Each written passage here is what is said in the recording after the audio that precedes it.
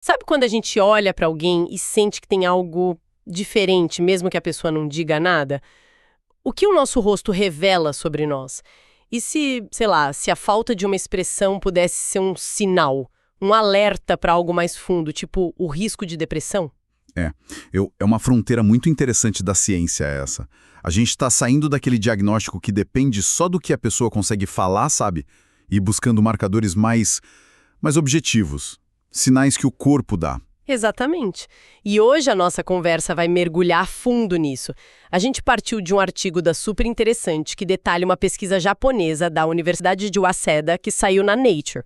E a ideia aqui é entender como eles fizeram isso, o que isso significa na prática e, o que eu acho mais fascinante, qual é a mensagem humana por trás de tanta tecnologia, né? A premissa do estudo é essa mesma.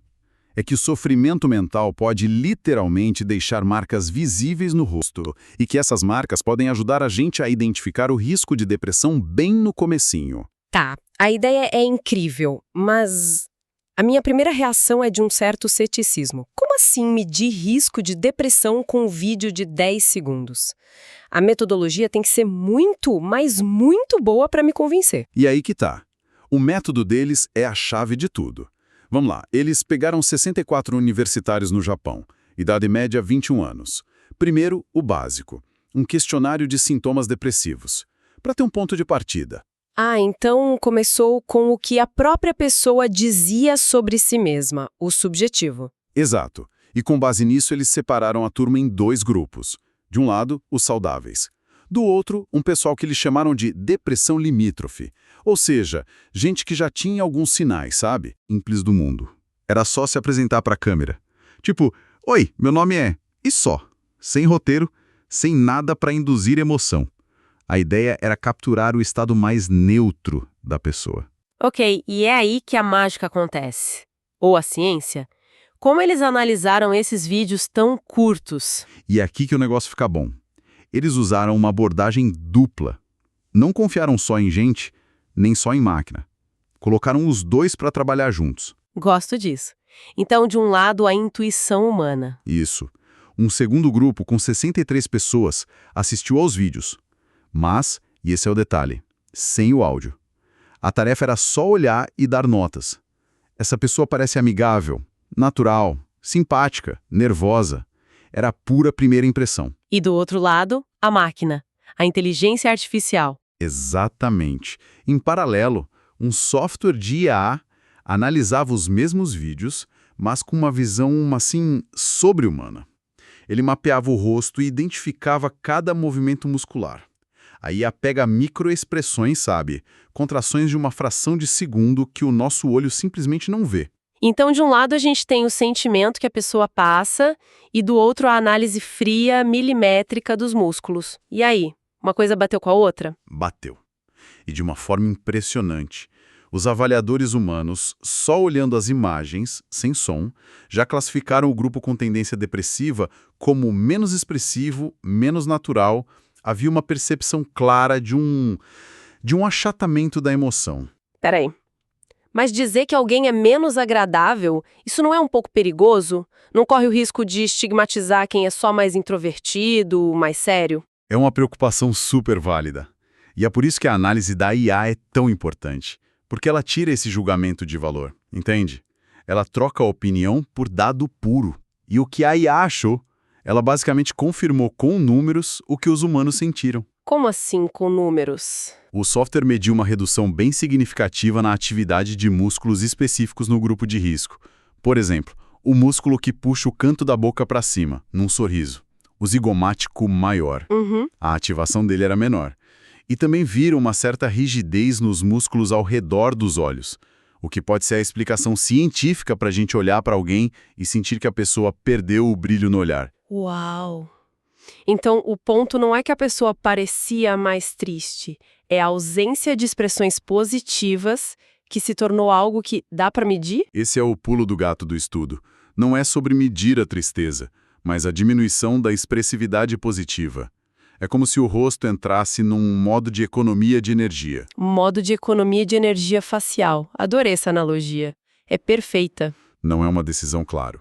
Mas o cérebro, sobrecarregado, Começa a cortar gastos em áreas não essenciais, como a interação social. O sorriso não vai até os olhos, sabe? A luz do rosto diminui. Eles chamam de perda de vitalidade emocional. E o artigo da Super Interessante traz isso para o nosso contexto aqui no Brasil. Cita o psiquiatra Ricardo Feldman, do Einstein. Qual a visão dele? Ele vê com otimismo, mas um otimismo com cautela. Para ele, o potencial é enorme para o diagnóstico precoce. Pegar o problema antes que ele vire uma bola de neve, sabe? Identificar esses sinais de economia de energia pode permitir uma ajuda muito, muito antes. Mas ele também puxa o freio, né? Fala da dificuldade de acesso. Sim, essa é a ressalva. Ele é bem claro. Essa tecnologia ainda é cara, complexa. Não é algo que a gente vai ver no postinho da esquina amanhã. Existe um abismo entre o laboratório e a vida real. E essa limitação da tecnologia abre a porta para outra abordagem. O artigo fala da pesquisa da Jennifer Domingues, psiquiatra da Unicamp. O trabalho dela parece uma resposta a isso. Exatamente. É quase como se a pesquisa dela dissesse: ok, se a gente não tem a IA para todo mundo, vamos treinar a IA que todo profissional de saúde já tem. Que é o cérebro, a capacidade de observação. É isso. O foco dela é treinar os profissionais para reconhecerem esses sinais, verbais e não verbais, o tom de voz, a postura e, claro, o rosto. O objetivo é capacitar o nosso olhar, a nossa escuta, para que eles se tornem ferramentas de diagnóstico também. Então, no fim, as duas abordagens, a da IA no Japão e a do treinamento humano aqui, buscam a mesma coisa: identificar os sinais de alerta. Precisamente. E os dois, tanto Feldman quanto a Domingues, batem na mesma tecla. Isso não é um diagnóstico, são pistas. Peças de um quebra-cabeça muito maior. E que pistas seriam essas no dia a dia? A doutora Domingues fala sobre essa perda do brilho no olhar. Sim, que é algo que soa poético, mas que todo médico experiente sabe o que é. E ela adiciona outros pontos. A voz da pessoa fica mais monótona, com menos variação. Quase robótica. E ela usa o mesmo conceito, uma menor energia facial. E o mais importante, isso acontece mesmo que a pessoa diga: não, eu estou bem. O rosto e a voz contam outra história. É uma mudança no comportamento, não na emoção que a pessoa declara. E o artigo lembra que isso é um alerta ainda maior quando vem com outros sintomas, né?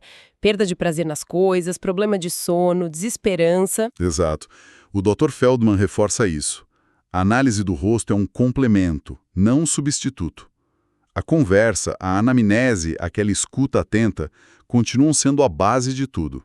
A tecnologia ajuda, mas não faz o trabalho sozinha. O que me leva à mensagem final do artigo, que para mim é a parte mais forte de todas. Depois de falar de IA, de algoritmo, de músculo facial, a conclusão dá uma volta completa e volta para o humano. A pesquisa, no fundo, parece ser um grande lembrete científico para a gente simplesmente olhar mais uns para os outros. É um paradoxo lindo, né? A tecnologia nos dá uma ferramenta para decodificar sinais que eram só da intuição. Mas a aplicação mais imediata disso, como o próprio Feldman sugere, não é tecnológica, é social. A ciência, para a gente confiar mais na nossa própria percepção. O estudo nos convida a prestar mais atenção, não só no que as pessoas dizem, mas em como dizem, no tom de voz, na energia.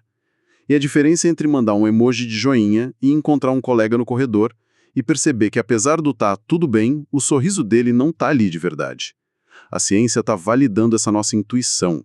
Faz todo sentido. A aplicação mais rápida é a gente se importar mais. É usar essa sensibilidade para perguntar de novo: tem certeza que tá tudo bem? É oferecer ajuda. É usar a nossa atenção como a primeira ferramenta de cuidado. Exatamente.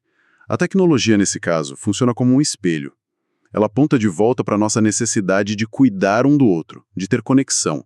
Ela nos dá uma razão, baseada em dados, para prestar mais atenção. É incrível pensar que a gente começou essa conversa com uma tecnologia super avançada, quase ficção científica, analisando vídeos de 10 segundos. E aí a gente passou pela visão prática dos especialistas aqui no Brasil que colocam o pé no chão, falam da realidade e da importância de treinar o lado humano. E a gente termina com essa conclusão que é tão simples e tão poderosa, a de que a maior lição dessa tecnologia toda talvez seja só reforçar a importância de estar presente e atento, de perguntar a um amigo: você tá bem mesmo? A tecnologia deu uma volta completa para nos lembrar do básico. Sim, e isso deixa uma última questão no ar, né? Uma coisa para a gente pensar.